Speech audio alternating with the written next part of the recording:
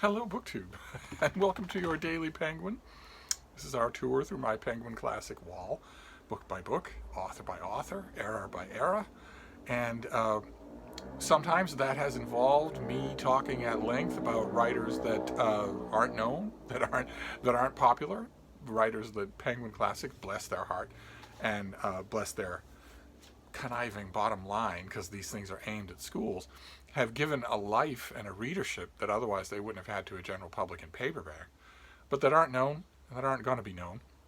Sometimes we've even dealt with books by authors whose names are still famous, but the books themselves are dead as doornails and will not be revived anytime soon. Yesterday's was a perfect example. People still know the name of Byron, but they don't read epic satirical poem of his at all. Today's Penguin does not have that problem. Today's Penguin is a well-known book. This is Dracula by Bram Stoker. This is a Penguin Classic edition that I got for a dime or 25 cents at a yard sale 2 years ago, I think. And I grabbed it because I wasn't sure that I had this edition, and I don't know why I did that, because this edition is ugly. And there's no statutory requirement that I have to have every Penguin Classic, especially if the edition is ugly.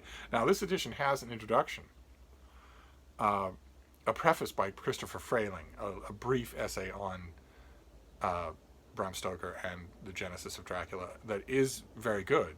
And I don't know. I have not done my due diligence. I haven't checked to see whether or not Christopher Frayling has a collection of nonfiction, collected prefaces, book reviews, that sort of thing. I'd be very interested, on the strength of that preface alone, I'd be very interested in buying that book if he had such a thing.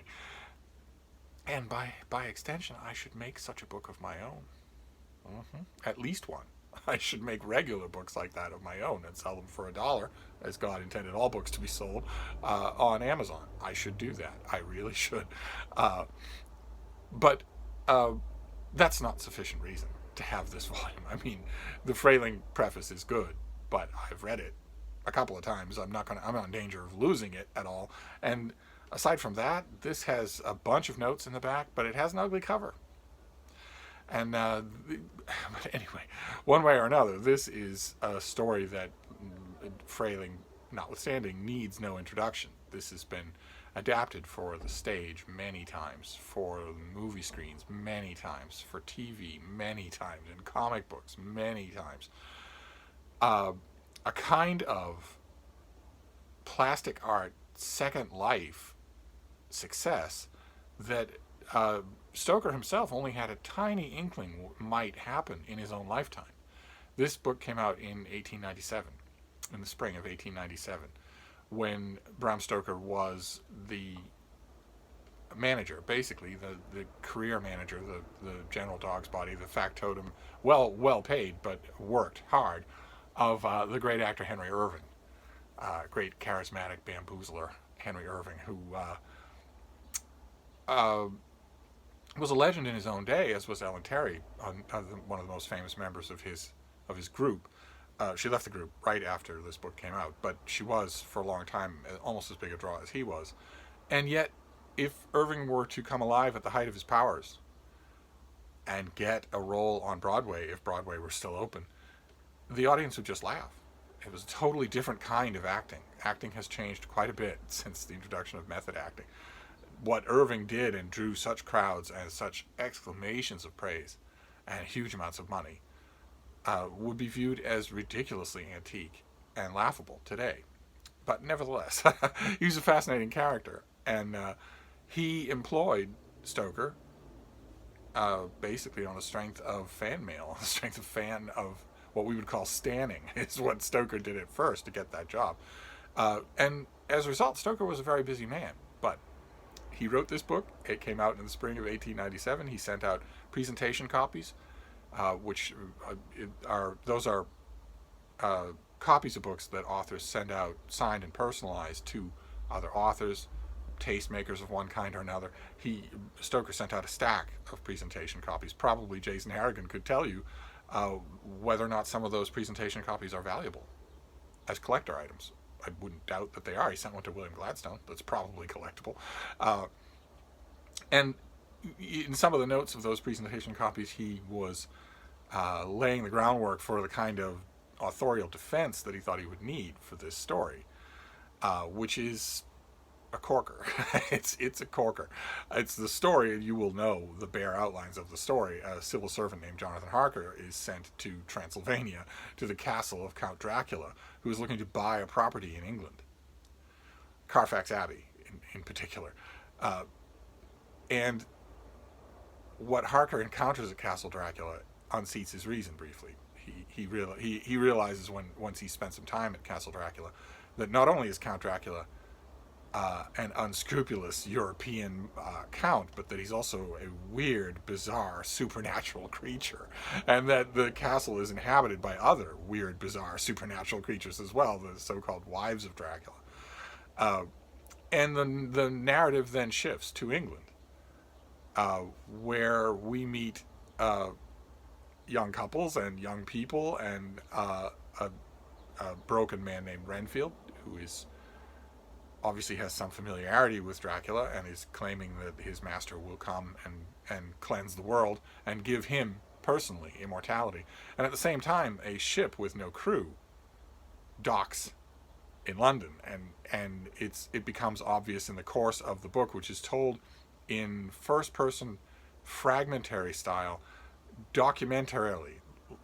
So we get phonograph records, we get journal entries, we get it's going to seem a little staid to 21st century readers in terms of pacing, but in 1897 it was World War Z. It was exactly that same kind of narrative technique that Brooks uses in World War Z, where in order to bring home the immediacy and the real after effects of the supernatural event that he's describing, the author decides to do it in terms of almost military dispatches, so that you're seeing things as they happen, and in Stoker's case, with cutting-edge technology. And it becomes obvious in the course of the book, it very soon becomes obvious that unmanned ship contained Dracula, and large coffins full of his native Transylvanian soil, and that an invasion of England is underway. That Dracula's whole purpose of buying land in England is seconded by his decision to go there in person, and that is for a new hunting ground, to turn England undead, to make them vampires, much as he has done furtively for centuries in Transylvania. And it falls to a ragtag group of young men, mentored by a wise older man, a man named Abraham Van Helsing, who knows all about the undead, he knows all about Dracula, and he knows how to defeat these beings. It falls to them to fight the plans and then the person of Count Dracula. They are aided by Jonathan Harker, who returns to England, a very changed man, but dedicated to the Count's destruction. And things build to a climax. There are a couple of payoff scenes at regular intervals throughout the book. You can very much tell when you read Dracula, if you read it with fresh eyes, you can very much tell that the person who wrote this book was intimately familiar, and we're talking 3 performances a day, familiar with standard stage drama, because every single act, quote unquote, in this book has a rousing climax. That's part of why this book has cast such a spell, is that underneath everything, apart from all the rest of the attention that this book has got, it's a heck of a reading experience. A heck of a reading experience. May even be more gripping of a reading experience than Mary Shelley's Frankenstein. Certainly Bram Stoker's mother thought it was. She wrote to him when she read the book and said, "This is incredible. No one's ever written anything like this." She, rather typically for a Dublin mother, she said, "You've got a moneymaker on your hands here." But she also specifically mentioned Frankenstein and said that it's no comparison to this book. Now, we have to forgive a mother's partiality. Frankenstein is very much competition for this book. But I think Dracula might win. In terms of sheer readability, I think Dracula might win. I'd love to hear from you if you've read the two of them. which one you enjoyed more. For me, it's hands down. I love Frankenstein, but this thing is in a class by itself. And that may have accounted for its popular. It was fairly popular. With that 1897 edition that came out is fairly popular. There's probably a copy with its distinctive yellow jacket knocking around in Jason's house there in Byways at Brooklyn. But it wasn't a runaway bestseller. Not anything like any of the literary folk that Bram Stoker rubbed elbows with on a regular basis. And it did much better. It had a paperback reprint a little while later that did much better, as these things tend to do. But the thing that really knocked this book into the stratosphere, the thing that made it a phenomenon, was its adaptation elsewhere. That's what did it, in a way that is very analogous to Sherlock Holmes, except that Sherlock Holmes was a runaway bestseller in print, whereas Dracula needed those things in order to vault this book not only into the pantheon of books that are living items on their own and are never going to perish, but also far beyond anything else that Bram Stoker wrote. I know that he has his dedicated fans. I know that he does. And who are fans of his other work. He wrote constantly. He has a huge body of work that no one's ever heard of and that no one's ever read. And justifiably so. I, myself, have read everything this author has written, including a large amount of very good theater criticism, theater reviews. But I have read all of his novels. And there is no surprise to me at all that the critics of the day routinely lambasted those novels. They routinely called them just horrible, just horribly done. Horrible stilted dialogue, horrible pacing, which was a wound to Stoker. That was the thing that burned him the most. And also horrible logistics, where the plot doesn't hold together. They were a little kinder to this book. A lot of those critics were. They were a little kinder to it. They sensed that something was going on here. Even before this thing became a pop culture hit, critics sensed there was something more going on here. Some critics savaged it, but some critics that had reliably savaged Stoker in the past didn't savage this book. They were still critical of it, as well they should be. Talk about reading it with fresh eyes. This book, plot structure-wise, is a mess. Just a mess.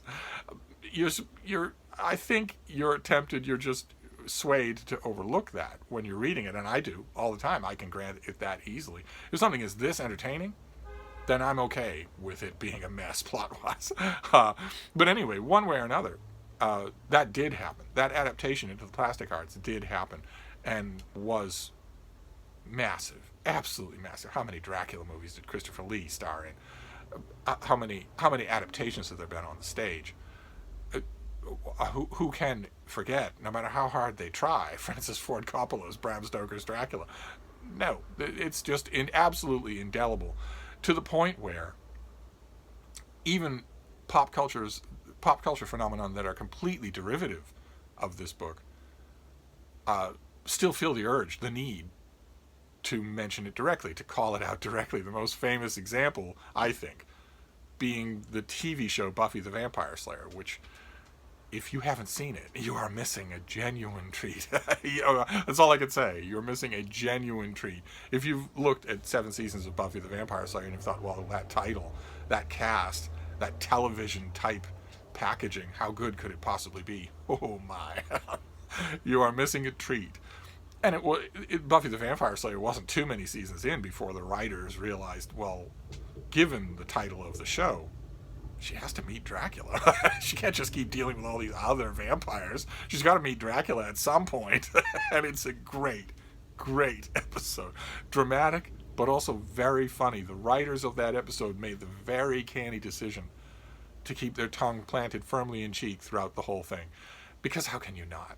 Right? I mean, the tension, the drama can be very high in a show like that, with the young girl imbued with the ability to kill vampires. The tension can be very high, and it's often milked for all it's worth in Buffy the Vampire Slayer. But fighting Dracula can't help but be a little bit over-the-top funny, and the writers decided to just embrace that. So the episode is terrific, but also funny. Also very funny.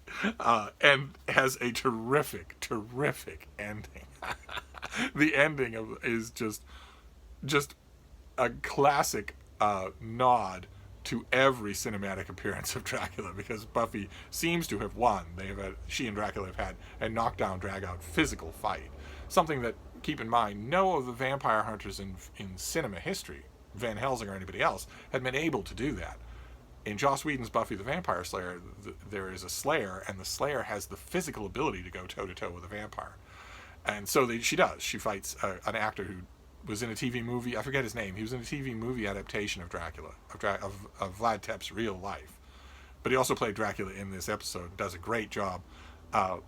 And at the end, Buffy seems to have won. She seems to have staked him and caused him to just disappear into dust. And then he starts to reform, which was always the classic gimmick at the end of any cheesy Hollywood or Broadway Dracula adaptation, was that the cliffhanger is that he's not really dead, and Dracula reforms, and Buffy stakes him again, and he's like, ugh, and he disappears again, and then the camera centers in on him slowly in mist form starting to reform, and we don't see Buffy, we just hear her voice saying, "I'm standing right here."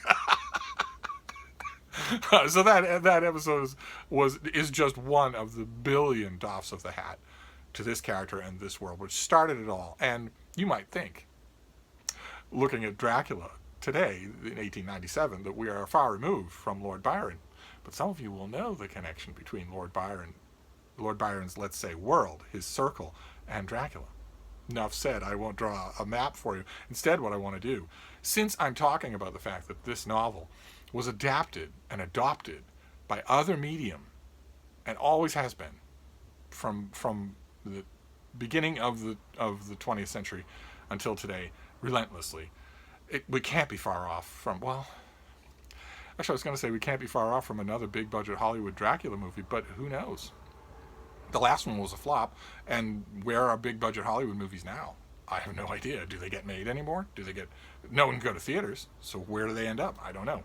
But one way or another,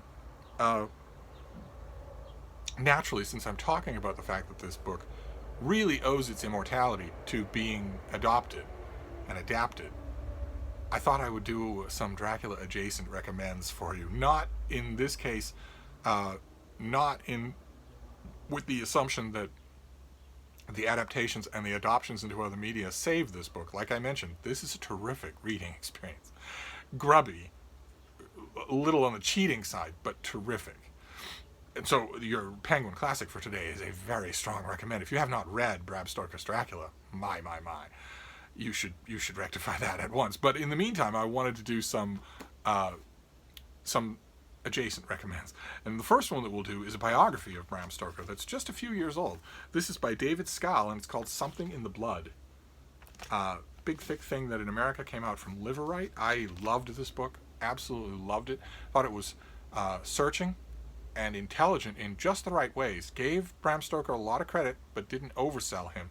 And also dug beneath the surface of what was going on in his fiction. His fiction was, in very, very many ways, strangely refractive of his deeply buried, quintessentially, stereotypically Victorian buried inner life.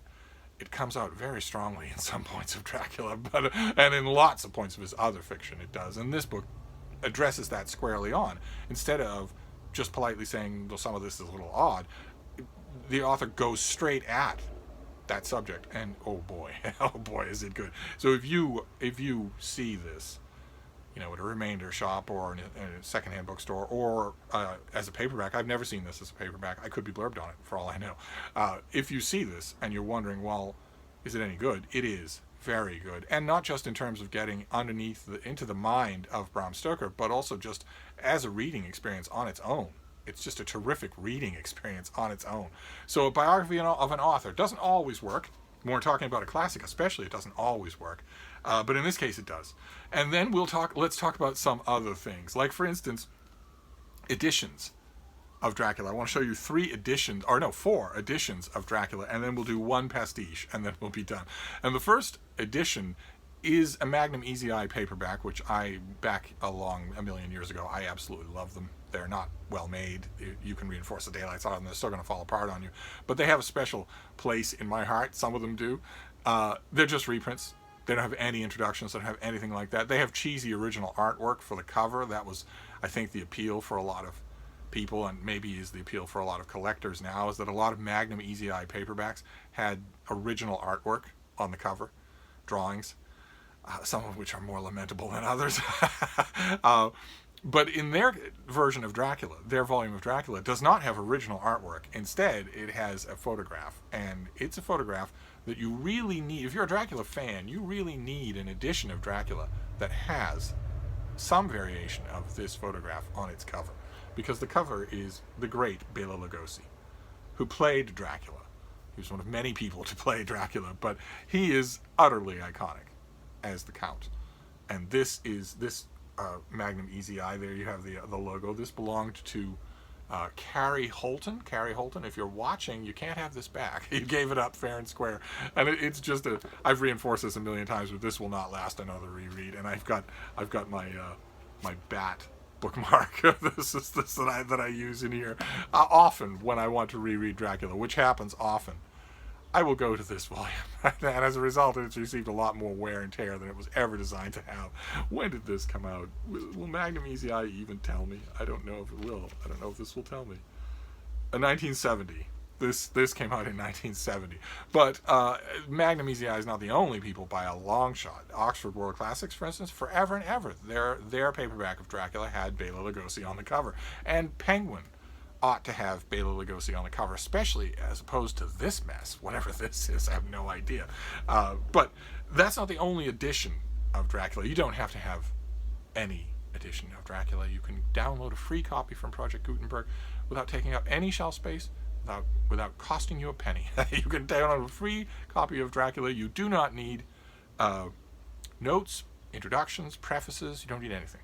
You don't need anything. That was my point with the Penguin Classic Recommend, is that this book still carries its own weight 100 years later, effortlessly. You will get sucked in. You will read it. You will find it fascinating, even if it sometimes maddens you. But I want to show you a couple of other editions of Dracula. One is a graphic novel that I think was originally intended for teens, but it's awful violent and it's awful explicit. So I don't know what kind of teens it was aimed at. This is all action classic, and this is a little visual adaptation of Dracula.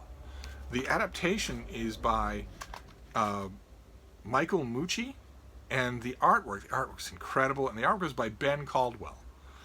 And the artwork is cartoony, but in a very effective way. There are the Brides of Dracula. There's Jonathan Harker passing out. It's a very effective look. This is the 2-page backstory where Dracula reflects on his own past. You've got this deep black lettering, but the letter balloons don't have hard lines around them, which makes them feel somehow more natural as dialogue. There's the crewless ship wrecking on the shore. Oh my, there is Dracula with all of London before him. Look at that. Just fantastic artwork all throughout. And a very faithful adaptation. Ordinarily, Classics Illustrateds are either boring or totally misleading, and this one is neither. So I don't know if this is still made, but I loved it. Absolutely loved it. I think I wrote about it. I may have written about quite a few of these things. Here, can we fix the light at all? I may have written about quite a few of these things because I never miss a chance to write about Dracula. If there were a new edition tomorrow, I would write another 800 words on Dracula. But then I want to give you a couple more editions here. Another one is also illustrated, although not a graphic novel. This is just the novel Dracula, but it's illustrated by Jay Lee, the great comic artist Jay Lee, who does not only full color pages but also black and white pages and black and white spot illustrations. All throughout there is the captain of the ship that is taken over by Dracula. There. Whenever you see the visual iconography of Dracula, whenever you see anyone eating bugs, that's Renfield. That's the man whose mind was shattered by Dracula and who wants his master to return and grant him immortality. I'm looking for a color illustration. Here we go. The Brides. Look at that. That is just lovely. That is just lovely. Now, another illustration that I could show you, that I've shown you on this channel, is a graphic novel, and it is the novelization of Bram Stoker's Dracula by Francis Ford Coppola. The novelization was written by Roy Thomas, and it was drawn by Mike Mignola, and Mignola does a great job. I wonder if I have that within reach. Do I have that within reach for you to be? I do. Oh, look at that. That's this. Jay Lee doesn't do that. Jay Lee instead just does lots of illustrations for the book itself. So this is an unabridged version of Dracula. And then the last edition of Dracula that I want to show you as an adjacent recommend here is a very strong recommend. I don't know how available this is. I always say that because I always worry that the books I'm recommending might not be in print. But actually, the months of the pandemic here have made me much more acquainted with the secondhand world book selling online, and has really given me the impression that everything is available on sites like Alibris or eBay even, or Amazon. Pretty much you can get anything. I would argue that no matter how enthusiastic I am in recommending one of these off the beaten path books, you shouldn't spend any more than $5 on a book at all, ever. If I recommend something like this and you look it up online and it's hugely expensive, then let me know. I might be able to find a copy that's cheaper for me to buy and for me to mail than for you to buy. But anyway, I have no idea what the status of this book is, but I have recommended it before. This is also the complete Dracula, the novel, I mean, but this is the essential Dracula, edited by Leonard Wolf. And on this cover, instead of having a Jay Lee illustration, and instead of having a picture of Bela Lugosi, you have Nosferatu, a colorized still from Nosferatu, another movie that owes its existence to Dracula and that is part of the Dracula lore. Only the vampire involved is not Count Dracula in Nosferatu. The vampire that what's his name, Max Schrenk. The vampire that he plays is not Count Dracula, but it's still very similar. And this edition of Dracula is fantastic. Wolf knows this book inside and out. He did a few others. He did the essential Frankenstein. I know, I have that. He did, I think, the essential Dr. Jekyll and Mr. Hyde, and I'm not sure if he did any others, but boy, oh boy, this is incredible. He gives heavily footnoted pages for everything, all the way through the book. Sometimes the footnotes are hardly there at all, other times they're much greater. Look at this, that's more than half the page. And everything interests him. He chases down everything that goes on in here, and always with a wry kind of twinkle in the eye that just makes the notes an achievement to read on their own. The number of times that he is just laugh out loud funny in his notes, I've lost count of how many times I've reread this book. I think it's just incredibly good. Just incredibly good. If you are a fan of Dracula, if you love the book, and you haven't read this edition with Wolf's notes, you gotta fix that, because this is just indispensable. It's essential, just as the title says. And then the last recommend that I want to do that's adjacent to Dracula is another thing that I've recommended on this channel many times, and it's Kim Newman's Anno Dracula. This is fantasy novel that has an absolutely killer premise, just killer premise. If it came to Kim Newton in his sleep, he must have bolted out of bed and danced a jig, because it's fantastic. The premise is fantastic. The premise is that Bram Stoker's Dracula exists as a book, but it's fiction. Not in the sense of it being fiction as we know it. Of course, we know that it's a novel, but in the sense of it not being an accurate representation. It's alternate fiction. In the world of Anno Dracula, Bram Stoker writes a novel in which Dracula's plan to infiltrate England with vampires fails. In the novel Dracula, the plot fails. Van Helsing and the young men at his disposal are enough to drive Dracula away from England. The plan fails. And in the world of Anno Dracula, that is an alluring alternate history, because in the world of Anno Dracula, the plan doesn't fail. Instead, it succeeds, as it almost certainly would have. Dracula begins to convert people. He begins to turn mortals all around him as his slaves and half-breed gets. and soon has infiltrated all the way to the height of political and social power in Victorian era London. If you know anything about Victorian era London, you will know that the height of social and political power was one person who shares a name with Victorian London.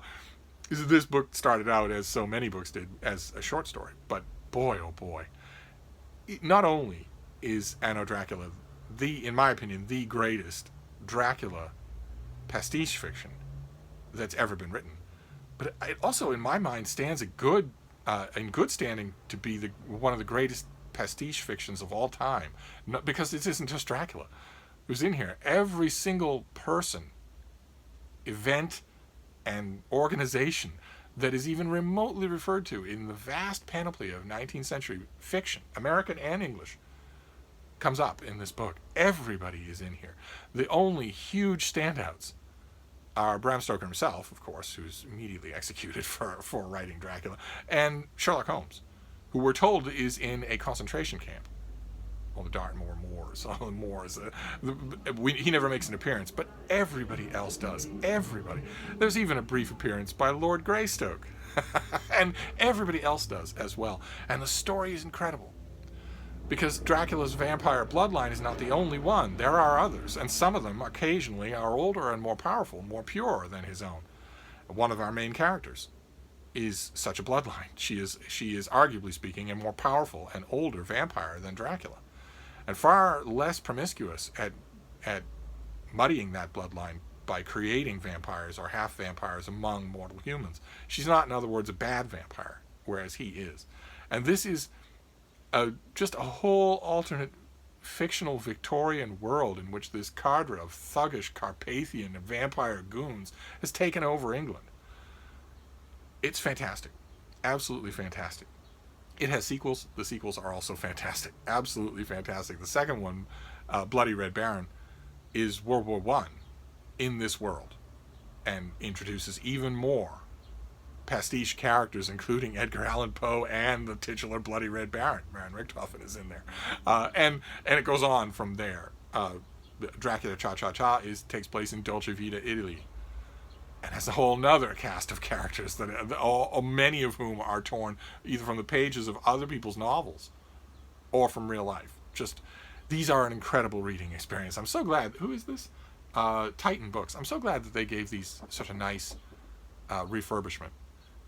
And so whenever I see these, I grab them because they are eminently giveable as gifts. Although right now I don't have doubles of anything, and I also don't have a copy of the last two books in the series, which is kind of bad. I really need to get copies of the last two books. I don't want to miss Kim Newman writing about this world at all.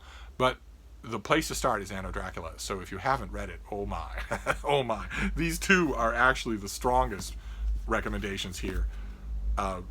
Because they fold in a third. Naturally, I'm recommending that you read Dracula, but I'm also recommending that you somehow find and enjoy Leonard Woolf's editorials on Dracula. And also, I'm strongly recommending Anno Dracula as pastiche. If you love the novel, you won't find anything better to read about it, anything sharper, snappier, or funnier.